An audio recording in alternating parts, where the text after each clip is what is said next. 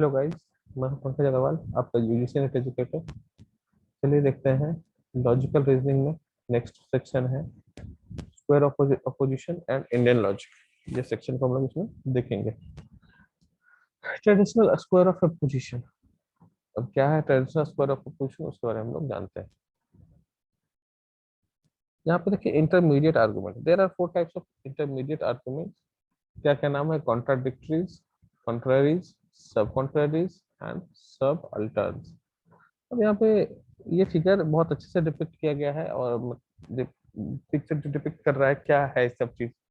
All balls are strong, उसका contraries हो जाएगा नो बॉल इज स्ट्रॉन्ग। सब अल्टर्न हो जाएगा सम बॉल आर स्ट्रॉन्ग। और उसका सब अल्टर्न कहने का मतलब, ये देखिए फिगर समझा रहा है, ये ए से लेके ओ के बीच में जा रहा है, और ये एक दूसरे का क्या है? कॉन्ट्राडिक्टरी। ई जो है वो आई का कॉन्ट्राडिक्टरी। आप इस फिगर को पेपर में ड्रॉ कर लीजिए, कौन किसका कॉन्ट्ररी है, कौन किसका कॉन्ट्राडिक्टरी है, या फिर ये इमेज याद रखिएगा। ये इमेज याद रह जाएगा तो फिर आपको कुछ पढ़ने का जरूरत नहीं है, आप इतने में से सारा का सारा चीज कंक्लूड करके आप इसको सॉल्व कर सकते हैं। ठीक है, तो यहाँ पे ए ई आई ओ, कॉन्ट्राडिक्टरी कॉन्ट्राडिक्टरी, कॉन्ट्ररीज, सब अल्टर्न और सब कॉन्ट्ररीज, ये याद रखिएगा। बाकी आपको कुछ करने का जरूरत नहीं। बाकी डेफिनेशन क्या है, ये सीधा सीधा डेफिनेशन है। बाकी कुछ इसमें डेफिनेशन से इसका कोई मतलब रिलेशन डायरेक्टली नहीं, बस समझना है कॉन्ट्राडिक्टरी क्या है और कॉन्ट्ररीज क्या है उसके बारे में। ठीक है, मान लीजिए कोई एग्जांपल दे दिया जाए, some all balls are strong. आपको पूछा जाए इसका सब अल्टर्न क्या हो सकता है, सम बॉल आर स्ट्रॉन्ग। तो कुछ इस तरीके का क्वेश्चन इसमें बनता है, और ज्यादातर क्वेश्चन यही बनता ही है इसमें, क्योंकि नया नया फॉर्म हो सकता है इसमें स्ट्रेट क्वेश्चन। अब कॉन्ट्राडिक्टरीज किसको कहते हैं? Two proposition are contradictory if one of them is denial of another. मतलब एक है तो दूसरे को वो मना कर रहा है। ठीक है, जो एक है वो एक दूसरे को मना कर रहा है, मतलब अगर हम हैं तो दूसरा नहीं। जैसे कि मान लेते हैं टॉस, कॉइन को टॉस करते हैं, तो कॉइन को जब टॉस करते हैं तो क्या हो सकता है? कॉइन को टॉस करते समय अगर मान लेते हैं या तो हेड आएगा या तो टेल आएगा। क्या ऐसा होगा कि दो बार हेड एक ही साथ आ जाए और दो बार टेल एक ही साथ आ जाए? पॉसिबल है ऐसा? नहीं, कभी पॉसिबल नहीं होगा।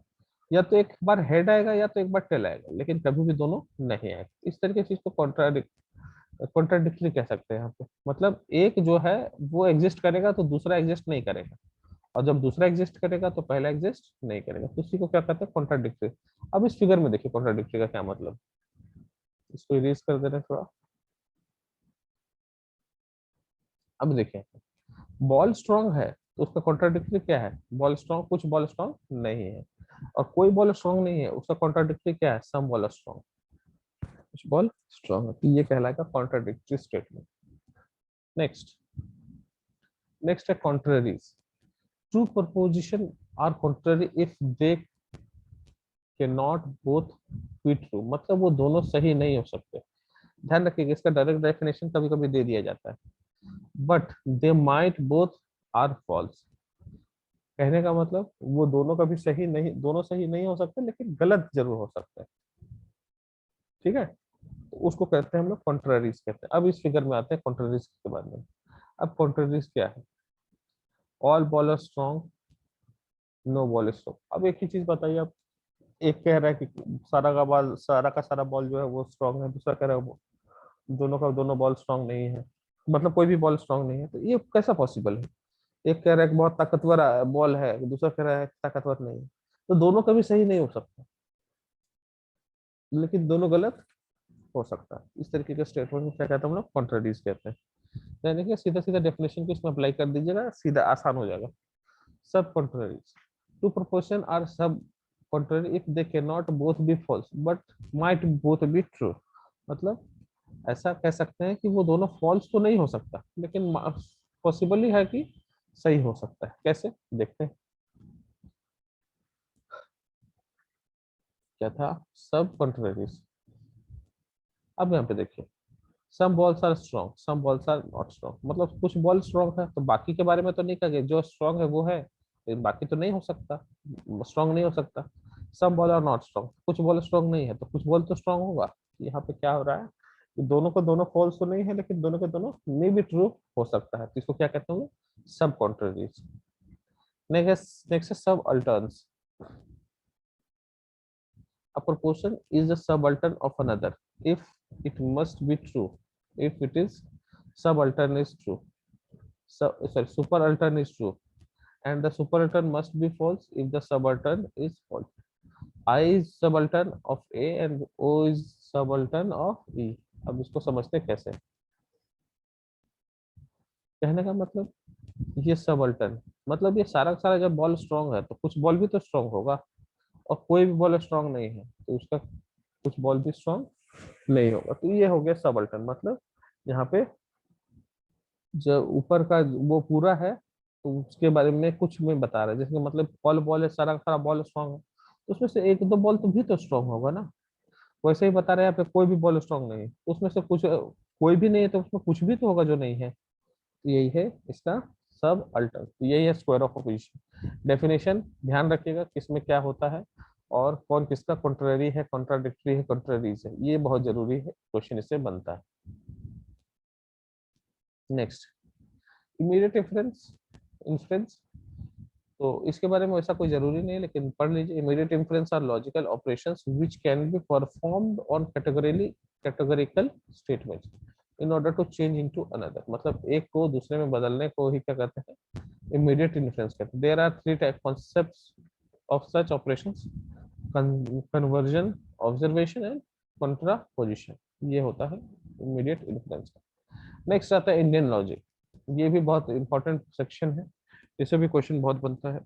What is Indian logic? The word knowledge translate to the Sanskrit word of jnana. ज्ञान का ट्रांसलेशन है संस्कृत वर्ड, उसका ट्रांसलेशन है नॉलेज, इंग्लिश में किया गया उसको। In Indian epistemology two words are used to mean knowledge, there are jnana and prama. ज्ञान और प्रमा, तो jnana means kinds of knowledge, true और फॉल्स, सही या गलत, कोई भी आपको नॉलेज है। जैसे मान लीजिए कि आप ऐसा कर सकते हैं, सपोज कर ले एग्जांपल है कि इंडिया की कैपिटल जो है वो कोलकाता है, अभी सपोज कर ले, एक एग्जांपल दे रहे हैं। तो अब आप इसमें अगर आपको पता है कि इंडिया का कैपिटल कोलकाता है तो आप कहेंगे सही है। आपको पता है कि इंडिया का कैपिटल कोलकाता नहीं है तो कहाँ है, ये भी तो पता होना चाहिए ना। तो कहने का मतलब नॉलेज ट्रू और फॉल्स कुछ भी हो सकता है, सही गलत हो सकता है, तो वही चीज कह रहे हैं, नॉलेज जो है वो कुछ भी हो सकता है, ट्रू और false. when reality reveals the true knowledge is called प्रमा और वैलिड, और जो सही नॉलेज है उसको ट्रू कहा जाएगा या प्रमा कहा जाएगा, और जो फॉल्स नॉलेज उसको नहीं कंसिडर करते हैं यहाँ पे। तो नॉलेज क्या हो सकता है, सही गलत हो सकता है, सही या गलत। जो सही नॉलेज है उसको क्या कह सकते हैं, प्रमा कह सकते हैं। प्रमाण, वही प्रमाण जिसको प्रमाण कहते हैं, मीन्स ऑफ नॉलेज। प्रमाण is a Sanskrit word which means measure. The concept of pramans is very critical for understanding the laws of Indian logic and the philosophy of knowledge. प्रमाण का बहुत ज्यादा जरूरत है इंडियन फिलोसफी में नॉलेज की। In Indian philosophy, the word represents all the means through which true and accurate knowledge about the world can be obtained. तो कहने का मतलब जो एक्यूरेट और ट्रू नॉलेज है उसको हम लोग ऑब्टेन करते हैं प्रमाण में। A different school of thoughts and philosophies have varied number of means through which one can make the sense of world. अब मान लेते हैं कि कोई किसी मतलब स्कूल में पढ़ रहा है, कोई गवर्नमेंट स्कूल में पढ़ रहा है, कोई मदरसा में पढ़ रहा है, कोई गुरुकुल में पढ़ रहा है, तो अलग अलग सेंस होता है उन लोगों के थिंकिंग का, जिस तरीके से हम लोग उसको पढ़ाते हैं। गुरुकुल में जो पढ़ रहा है वो अलग होगा, जो मदरसा में पढ़ रहा होगा उसका सेंस अलग हो जाएगा, जो स्कूल में पढ़ रहा है वो अलग हो जाएगा। तो ये चीज कहा जा रहा है प्रमाण जो है हम लोग अलग अलग जगह से सोर्स जो नॉलेज का है वहां से लेते हैं, तो वो अलग अलग हो सकता है possible. As per Vedas philosophy, pramans are six number, therefore there is the valid means of knowledge available to us and we should be careful enough to use various facilities faculties to of mind arrive the true knowledge. We will discussing each one of the detail. कहने का मतलब 6 तरह का प्रमाण है Indian philosophy में, हम लोग को उसको अलग वन बाय वन देखना है क्या क्या है। तो क्या क्या है टाइप्स ऑफ प्रमाण? प्रत्यक्ष प्रमाण, अनुमान प्रमाण, उपमान प्रमाण, अर्थपत्ति प्रमाण, अनुपलब्धि प्रमाण एंड शब्द प्रमाण, ये सब है। इसका इंग्लिश में है perception, inference, comparison, assumption, apprehension and word and verbal testimony. सबको वन बाय वन देखते हैं। प्रत्यक्ष प्रमाण, प्रत्यक्ष means knowledge gain through perception. Perception takes place with the help of sensory organs. It can be direct as well as indirect. कहने का मतलब हवा जो है वो चलता, हवा जो है वो फ्लो करता है, ब्लो करता है हवा, तो हम हवा को देख नहीं सकते, फिर भी हम लोग उसको महसूस कर सकते हैं। तो वही प्रत्यक्ष प्रमाण का मतलब है कि ऐसा नॉलेज जिसको हम लोग देख के सीखे हो, वो डायरेक्टली देख के सीखे या डायरेक्टली देख के सीखे, लेकिन देख के सीखे हो, उसी को हम लोग कहते हैं प्रत्यक्ष प्रमाण। डायरेक्ट परसेप्शन क्या है? Is the cognition of the sense objects by our sense organs alone. Smell, touch, form, sound, taste। कहने का मतलब डायरेक्ट परसेप्शन क्या है? जिसको हम लोग अपने सेंसरी ऑर्गन से फील करते हैं, उसको कहते हैं हम लोग direct perception. Knowledge takes place when the object of knowledge comes in direct contact with objects of sense. Direct sensory perception is also refers to the अनुभव, मीन्स मीनिंग और एक्सपीरियंस। कहने का मतलब यह है कि प्रत्यक्ष प्रमाण क्या है? जिसको हम लोग डायरेक्टली या इनडायरेक्टली अपने खुद से महसूस करते हैं, उसी को कहते हैं प्रत्यक्ष।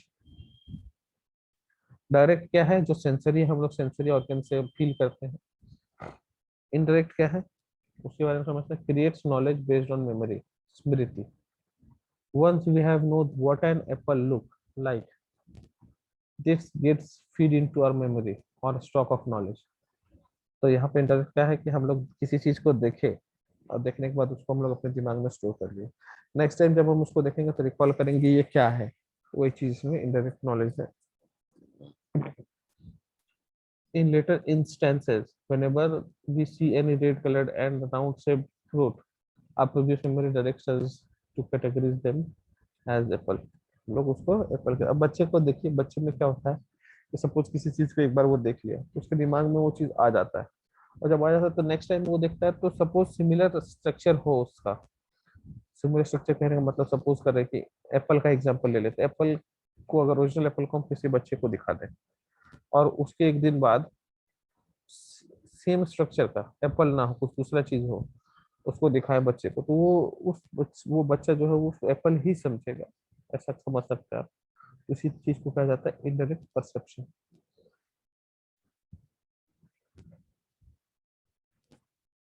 नेक्स्ट है अनुमान प्रमाण, inference. Knowledge that control can not be gained through sense organ becomes the object of inference. जिसको हम सेंस ऑर्गन से नहीं ले सकते उसको क्या कहते हैं? Object of inference.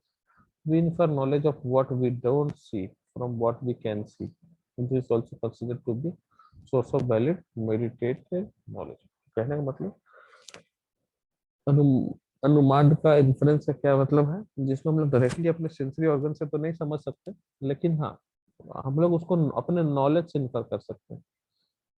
What we don't see from what we can see, जो हम लोग नहीं देख सकते तो क्या देख सकते हैं, इसको कंसिडर करते हैं। This is also consider to be the source of valid meditated knowledge. आप किसी चीज के आर्गुमेंट को, आप किसी चीज को सुन के आप उसका कंक्लूजन निकाल पा रहे हैं, तो ये आपके नॉलेज पे बेस्ड है, इसी चीज को इसमें कहा गया। We can infer fire from smell of smoke. अब मान लीजिए कि जैसे कि सपोज कर ले कि घर में आप बैठे हैं, अचानक से कहीं से जलने का बदबू आने लगा या स्मेल धुआं आने लगा, तो आप डायरेक्टली क्या इन्फर कर सकते हैं कि कुछ जल रहा है। अब क्या जल रहा है वो बाद में सोचेंगे, लेकिन फिलहाल क्या है, कुछ चल रहा है। उसी चीज को इसमें कंसिडर कहा गया है, जिसको हम लोग अनुमान लगा सकते हैं, अनुमान कि कुछ हो रहा है गड़बड़। और वी कैन इन्फर फिजिकल और emotional pain when we see another other person crime. कोई दूसरा दुखी है तो हम लोग भी उसमें दुखी हो सकते हैं या हो जाते हैं, ये भी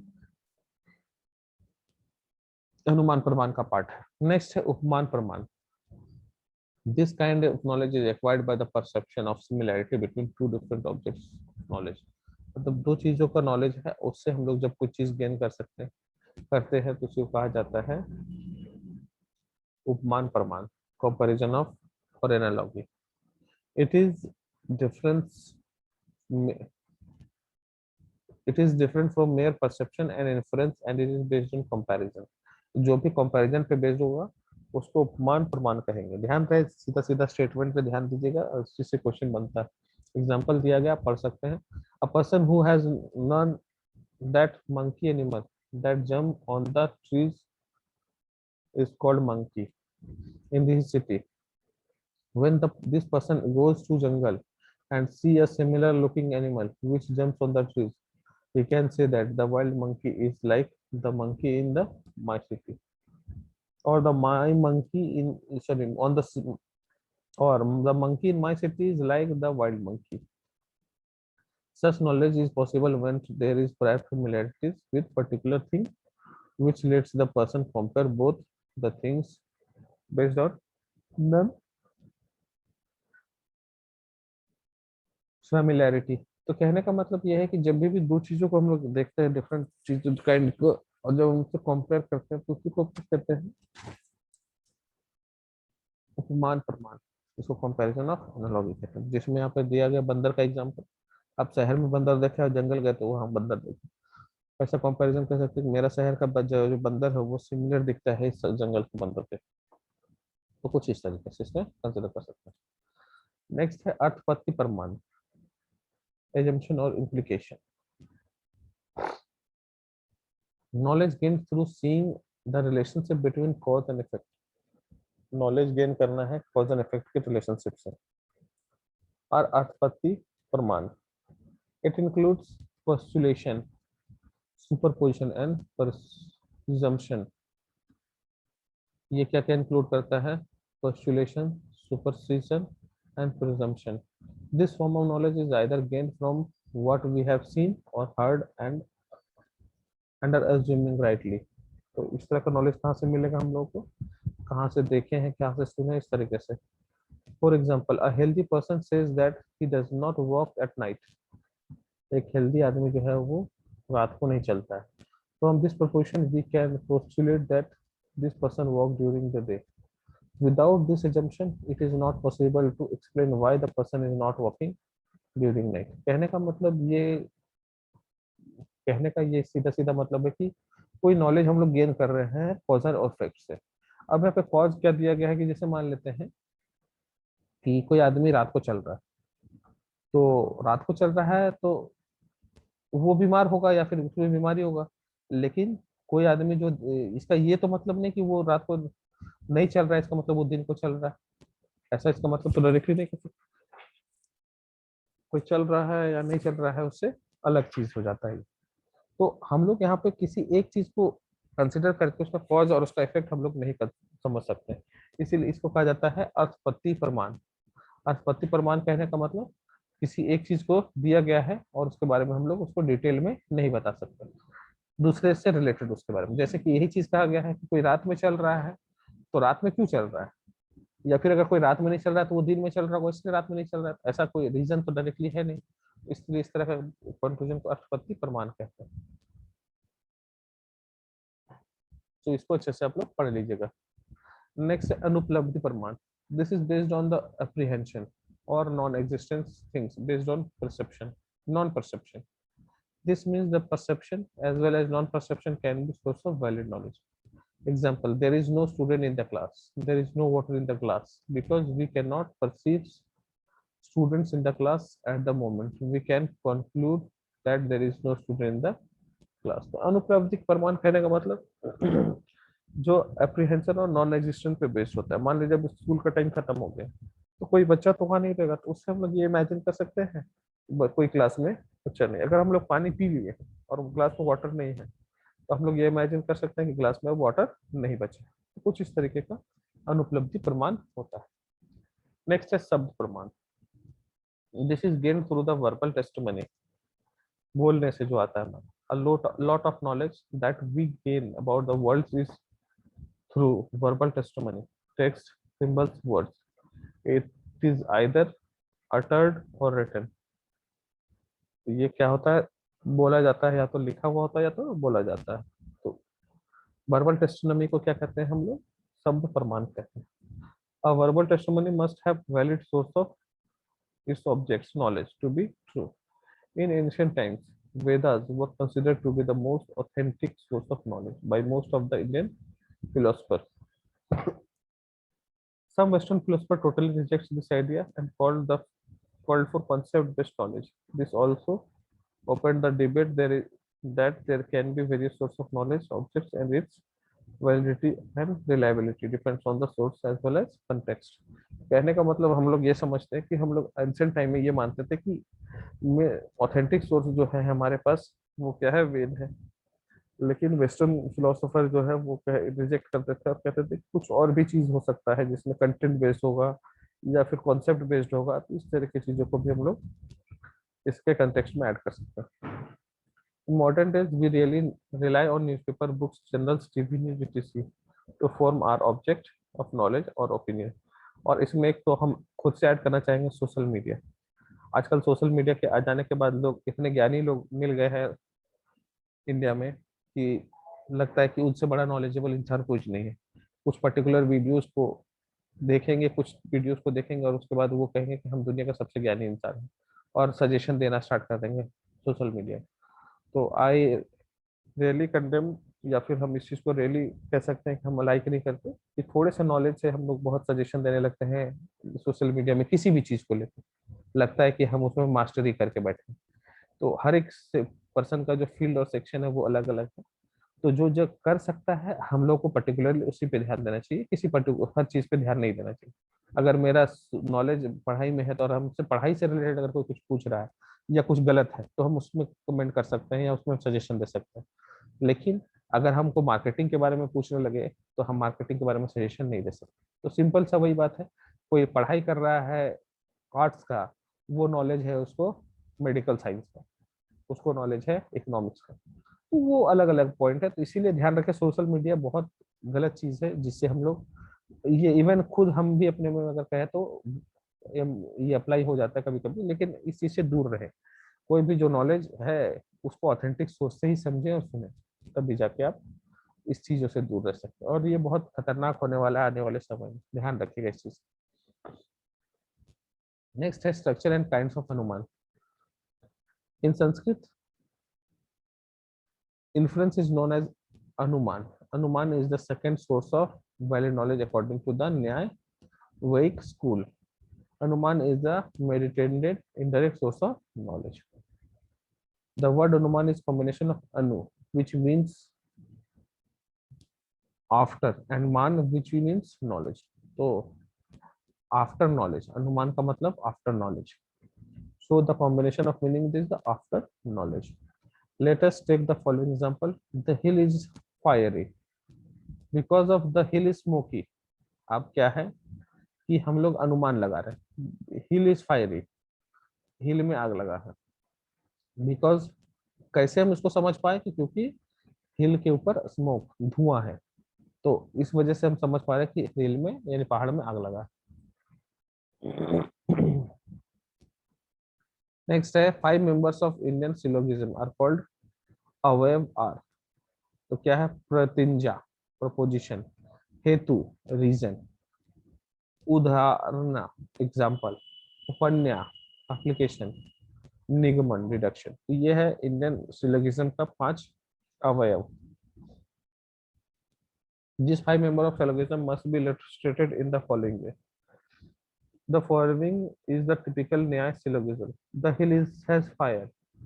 तो प्रतिज्ञा, because it has smoke. हेतु, कहने का मतलब ये सब लिखा हुआ है, याद रखेगा। ये क्या है, फायर है तो प्रतिज्ञा हो जाएगा। वो किसकी वजह से फायर है, तो स्मोक जो है उसकी वजह से हम लोग उसमें पता कर पाए, तो वो हेतु। whatever has smoke has fire. जिसके पास भी धुआं होता है या जहां भी धुआं होता है वहां पे आग लग होता है। This hill as smoke which is invariably associated with fire, उपन्याय, और therefore hill has fire, निगमन। ये एक सीक्वेंस दिया गया है, कैसे हम लोग किसी चीज को कंसिडर कर सकते हैं इसके बारे में। नेक्स्ट है, an influence is divided into three kinds, पूर्वर्त, शेषावत और सामान्य तोड़ा। सामान्य सामान्य तोड़ा। This deduction was drawn from Gautam, while Purvat and Seshavat influence are based on causation, the last based on non-causal uniformity। तो ये है, इन्फ्लुएंस को तीन भाग में डिवाइड किया गया है, क्या क्या, पूर्वत, शेषवत एंड सामान्य सामान्य तोड़ा। ये सब तीन पार्ट में डिवाइड किए गए इन्फ्लुएंस को।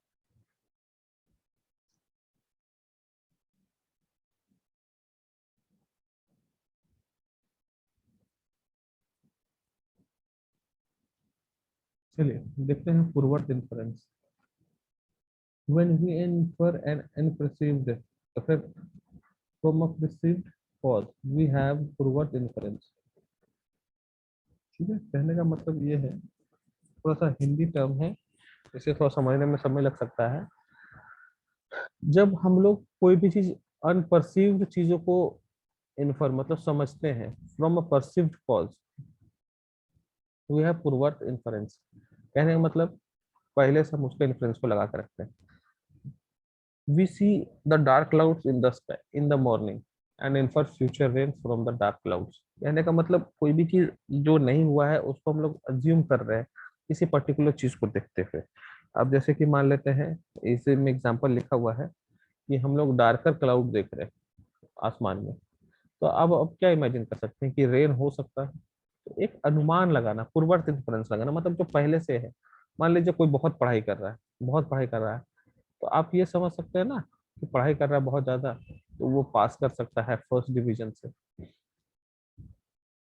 तो ये चीज है कि किसी चीज को हम लोग पहले से देख के इमेजिन कर पाए कि हमारा उसमें से क्या फ्यूचर में हो सकता है, इसी चीज को कहा जाता है पूर्वर्त इन्फ्लुएंस कहा जाता है। नेक्स्ट है शाश्वत influence. When we infer an unperceived cause from perceived effect, we have several severe influence. Example: when we infer previous rain from the swift muddy current of the river। कहने का मतलब जो हो चुका है लेकिन हम लोग उसको नहीं देखे हैं। कहने का मतलब किसी दूसरे एरिया में, जैसे कि एग्जाम्पल लेते हैं कोरोना वायरस का।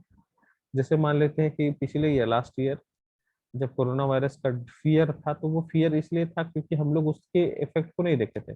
जैसे ही इफेक्ट देखे कि ये हानि नहीं पहुंचाता है बहुत ज्यादा, तो याद होगा लास्ट ईयर लोग बहुत यही कहने लगे कि फेक है, कोरोना वायरस कुछ है नहीं, बस एक स्कैम का इंफॉर्मेशन देके लोग कहने लगे इसको। लेकिन जब 2021 में इसका इफेक्ट बहुत ज्यादा सीवियर हो गया, लोग ज्यादा मरने लगे, ऑक्सीजन का ज्यादा जरूरत होने लगा, तो लोगों को लगा कि नहीं, कहीं ना कहीं कोरोना वायरस जो है वो सच होने लगा। तो कहने का मतलब 2020 में लोग देखे नहीं थे इस तरह का इफेक्ट, तो इसलिए उसको नहीं मान रहा था। लेकिन 2021 में उस चीज को देखे और उसके बाद उसको ट्रू मानने लगे। तो ट्रू मानने लगे तो यही चीज क्या है, शाश्वत इन्फ्लुएंस। मतलब कोई चीज कहीं हुआ और उसको देखने के बाद हम लोग क्या हुआ, क्वारंटीन हुए या फिर प्रिकॉशनरी मेजर लेने लगे, तो वो क्या हो गया, वो हम लोग समझ गए कि नहीं, कोरोना वायरस इफेक्ट कर सकता है। ये हो गया शाश्वत इन्फ्लुएंस। सामान्य तोड़ता influence, when influence is based on, sorry इसका प्रोनाउंसिएशन सही नहीं हो पा रहा है, तो उसमें ध्यान नहीं देना। When influence based on not on causation but on uniformity of the coexistence, it is called सामान्य तोड़ता। when we infer cloven hooves of animal by its horn, तो कहने का मतलब हम लोग किसी के सींग को देख के उसके एनिमल के बारे में बता सकते हैं कैसा एनिमल है। इसी चीज को कहा गया है सामान्य तो थोड़ा इन्फ्लुएंस। तो इसी चीज ये हो गया यहाँ पे तीन तरह का इन्फ्लुएंस। पहला था पूर्वर्त, फिर है सेवत और सामान्य तोड़ा, ये तीन तरह का। नेक्स्ट है व्याप्ति। द वर्ड व्याप्ति literal means the state of pervasion. It implies the correlation between two facts, which is one is pervade and another pervedas. और व्याप्ति में भी टू टाइप्स, व्याप्ति दो टाइप का हो सकता है, एक समव्याप्ति और हो सकता है असमव्याप्ति। अव्याप्ति between terms of equal existence is called समव्याप्ति और इक्विपोटेंट और common tense.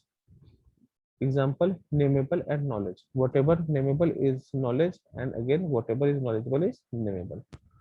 We may infer fire from smoke, but not smoke from fire. मतलब फायर से स्मोक मिलता है लेकिन स्मोक से फायर मिलेगा ऐसा जरूरी नहीं। Fire is present in all cases wherever smoke is present, but the reserve is reverse is not true. तो ये हो गया व्याप्ति। तो ये इस वीडियो में फिलहाल इतना ही। ध्यान रहे इसके टर्म्स को सिर्फ समझिएगा, थोड़ा हिंदी टर्म्स है जो मेरे लिए तो थोड़ा सा डिफिकल्ट रहा समझने में। तो आप क्या करेंगे, इस तरह के ऑब्जेक्टिव क्वेश्चंस को कर लेंगे, ज्यादा से ज्यादा ऑब्जेक्टिव क्वेश्चन को करेंगे तो इससे क्या होगा, आप ज्यादा से ज्यादा आसान तरीके से इसको सॉल्व कर सकते हैं। चलिए मिलते हैं नेक्स्ट वीडियो में, टिल देन थैंक यू।